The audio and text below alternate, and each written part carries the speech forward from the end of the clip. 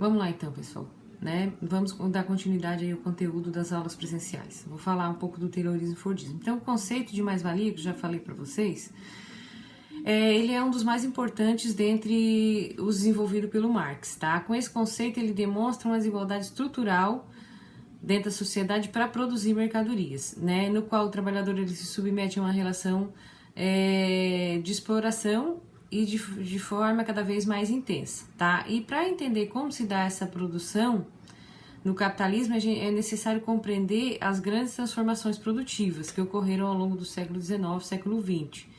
E aí, isso é o que a gente vai chamar de reestruturação produtiva mais à frente, tá?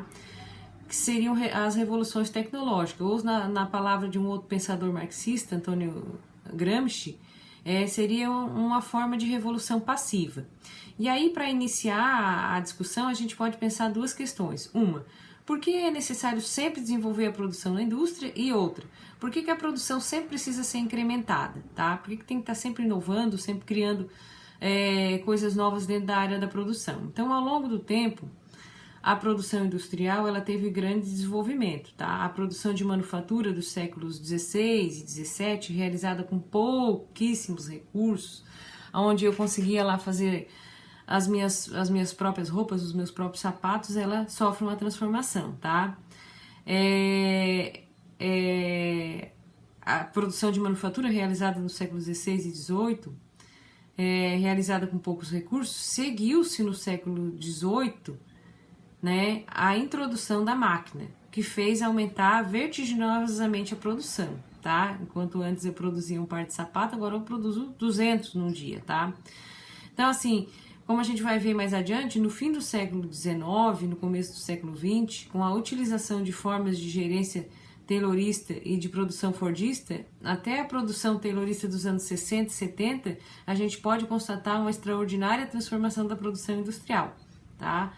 Essa transformação da indústria, ela tem como objetivo central aumentar cada vez mais os lucros dos capitalistas, tá? E aí, para isso, é necessário sempre, ao mesmo tempo, aumentar a produtividade e controlar o coletivo dos trabalhadores, né? Sempre controlando aí o coletivo dos trabalhadores. E aí, a introdução de tecnologias, ela não é um processo neutro, ela atende aos interesses, né? E geralmente aos interesses das empresas e das indústrias, tá? Ela não tá ali para atender o interesse do trabalhador. Então, assim, a substituição de uma máquina ultrapassada por outra mais eficiente, ela não só aumenta a produtividade, né, que é a quantidade de mercadorias produtivas, como ela também amplia o controle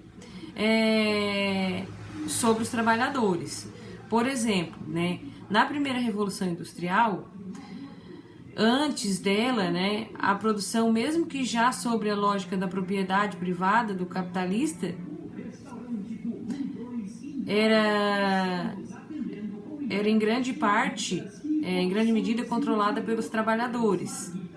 Aqueles trabalhadores ainda conseguiam determinar o ritmo da produção, porque eles conservavam aí o saber fazer, o saber usar a máquina, né, o conhecimento para aquilo ali.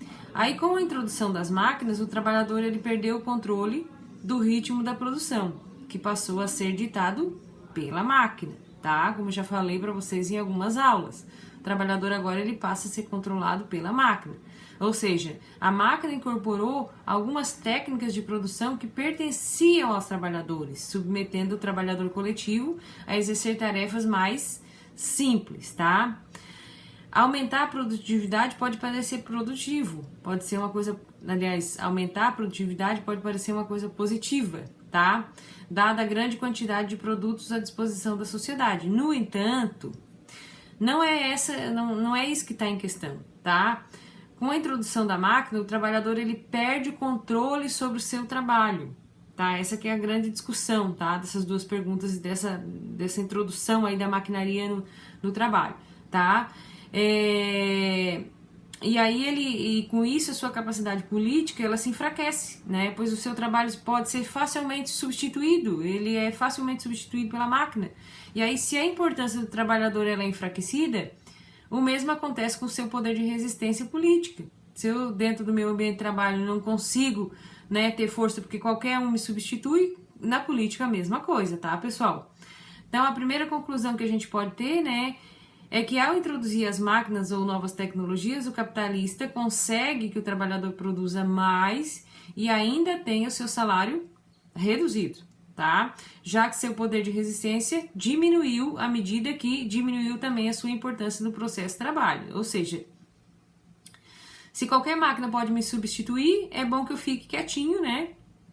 E aí me contente com esse salário aí e beleza, tá?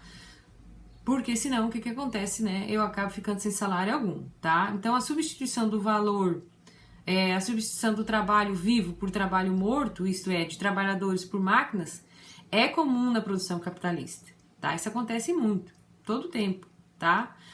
Como a gente vê, né, como a gente já viu, essa estratégia tem relação direta com o aumento da produtividade. Quanto maior o controle do trabalhador e, portanto, maior o lucro das empresas, tá? Eu controlo o meu trabalhador. Ou ele produz e produz no valor que eu acho que é justo pagar, ou eu coloco ele para rua, imponho condições e assim vai, tá? E ao longo do tempo ocorreram alguns momentos de grande transformação produtiva no capitalismo, né? Cada vez mais ocorre a diminuição dos lucros, né? Cada vez que ocorre a diminuição dos lucros, aliás, os capitalistas tomam medidas para estruturar a lucratividade perdida. Eles não querem nunca perder dinheiro, tá? Imagina, quem vai querer perder dinheiro, né, gente? E aí, nessas transformações, um modelo de produção é substituído por outro sempre, tá? No século XX, a gente identificou dois grandes momentos de reestruturação da produção. A implementação do modelo taylorista-fordista e a do modelo orranista-taylorista, tá? Eu vou continuar aí no próximo vídeo, porque senão fica muito extenso e a gente não consegue depois postar, tá? Já vou dar aí o conceito para vocês. Então, até já.